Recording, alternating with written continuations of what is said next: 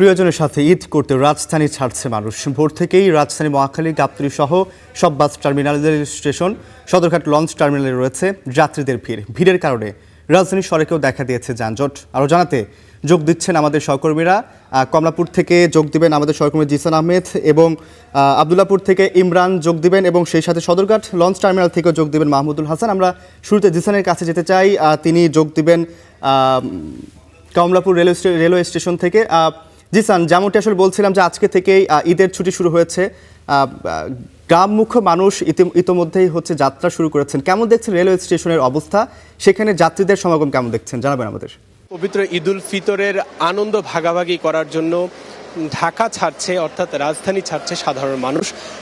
Train যাত্রা স্বস্তির যাত্রা হিসেবেই পরিচিত, সাধারণ মানুষের পছন্দের তালিকায় থাকে ট্রেন যাত্রা।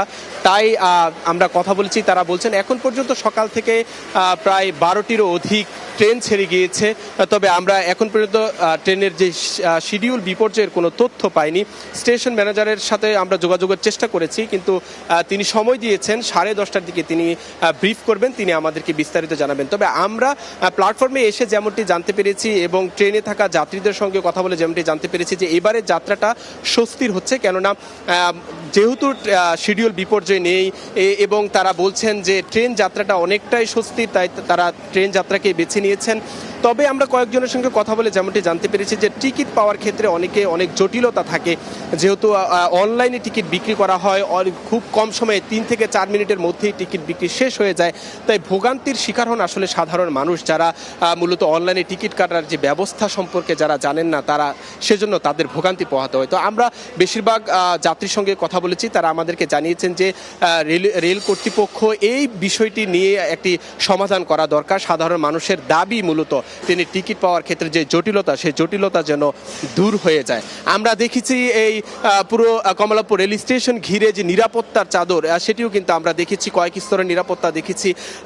প্রথমে ঢোকার সময় গেটে কিন্তু চেক করে ঢুকানো হচ্ছে এবং টিকিট দেখে কিন্তু ঢুকানো হচ্ছে। কয়েক স্তরে আমরা দেখেছি যে তাদেরকে নিরাপত্তা বা যারা আইনশৃঙ্খলা বাহিনী আছে তারা দেখে ঢুকাচ্ছেন। এবং আমরা দেখেছি ভেতরে যে ব্যবস্থাপনা, এখন পর্যন্ত ট্রেন নির্ধারিত সময় ছেড়ে যাচ্ছে, প্ল্যাটফর্মে মানুষরা আগে থেকে এসে বসে আছেন। আমরা কথা বলেছি, তাদের কাছ থেকে জানতে চেয়েছি যে কখন তাদের ট্রেন ছাড়বে। আমরা যাদের 10:30টায় কিংবা 11টায় ট্রেন, আমরা দেখেছি তারা 9টা থেকে এসে এখানে বসে আছেন। জানতে চেয়েছি, তারা বলছেন যেহেতু আজকে থেকে সরকারি ছুটি শুরু হয়েছে, রাজধানীর সড়কে ব্যাপক জ্যাম রয়েছে, মানুষের উপচে পড়া ভিড়, সকাল ভোর থেকে মানুষ রাজধানী ছাড়ছে প্রিয়জনদের সঙ্গে ঈদের আনন্দ ভাগাভাগি করার জন্য, যার জন্য তাদের যেন ট্রেন যেন মিস না হয় সেজন্য আগে ভাগেই কিন্তু স্বজনদেরকে নিয়ে এখানে এসে তারা উপস্থিত হয়েছেন। আমরা এখানে দেখেছি যে শিশুরা এসেছেন, তাদের সঙ্গে কথা বলেছি, তারা বলছেন যে ট্রেন যাত্রা তাদের কাছেও অনেক বেশি স্বস্তির। এবং আমরা কয়েকজন পরিবারের সদস্যের সঙ্গে আমরা কথা বলেছি, তারা আমাদেরকে যেমনটি জানিয়েছেন যে অন্যান্য বছরের তুলনায় এবারের ট্রেন যাত্রা অনেকটাই স্বস্তি তাদের কাছে। এবং তারা বলছেন অন্যান্য বছর ট্রেনের উপরেও কিন্তু মানুষের উপচে পড়া ভিড় ছিল, কিন্তু এবছর সেটি দেখা যাচ্ছে না।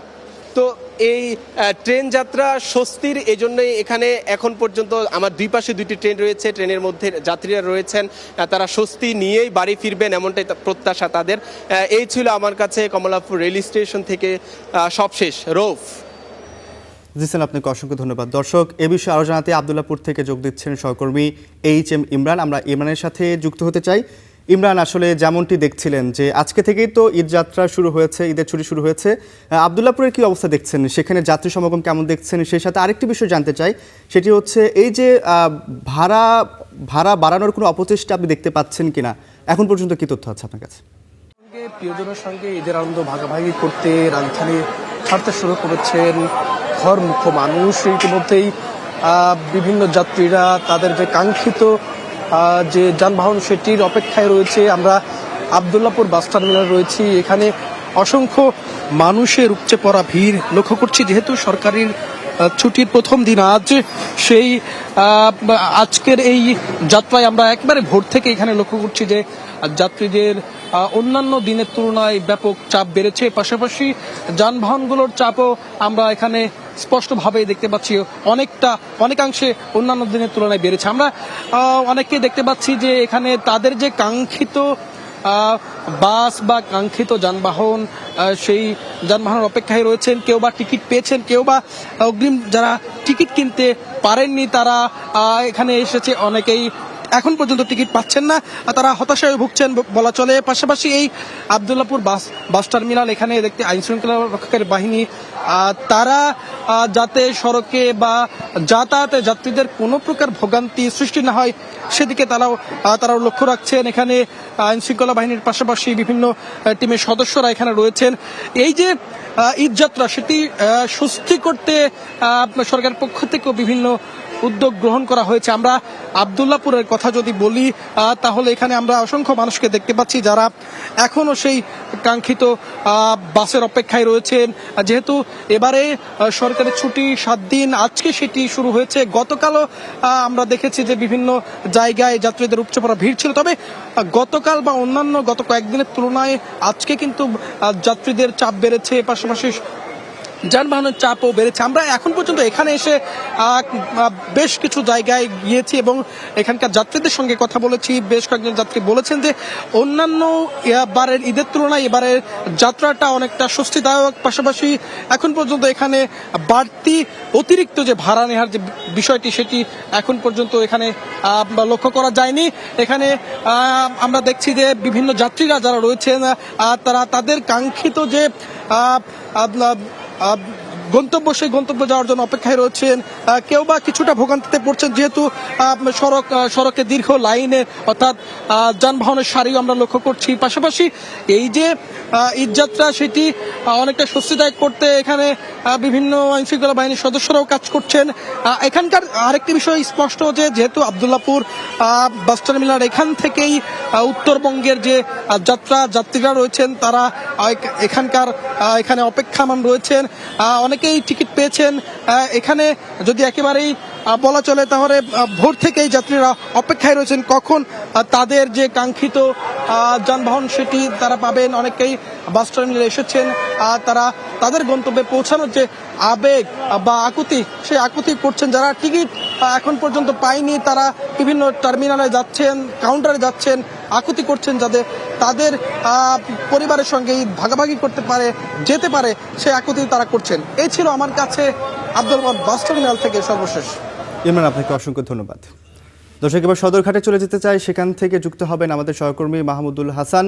আমরা মাহমুদের সাথেই যুক্ত হতে চাই। মাহমুদ, বাস টার্মিনালের পাশাপাশি জানতে চাই লঞ্চ টার্মিনালগুলোর কি অবস্থা, আপনার ওখানে কি অবস্থা দেখছেন, যাত্রীদের সমাগম কেমন দেখছেন, জানতে চাই আপনার কাছে। সড়ক পথে এবং রেলপথে যেভাবে স্বাচ্ছন্দ্যে যাত্রীরা যাতায়াত করছেন একই অবস্থা কিন্তু আমরা জলপথে দেখতে পাচ্ছি। সকাল থেকে সদরঘাটে রয়েছে আমরা এ পর্যন্ত ছোট বড় 20টির মতো লঞ্চ কিন্তু সদরঘাট ছেড়ে গেছে, কিন্তু কোনো ধরনের ব্যাঘাত ঘটেছে বা এই বিষয়গুলো কিন্তু ঘটেনি।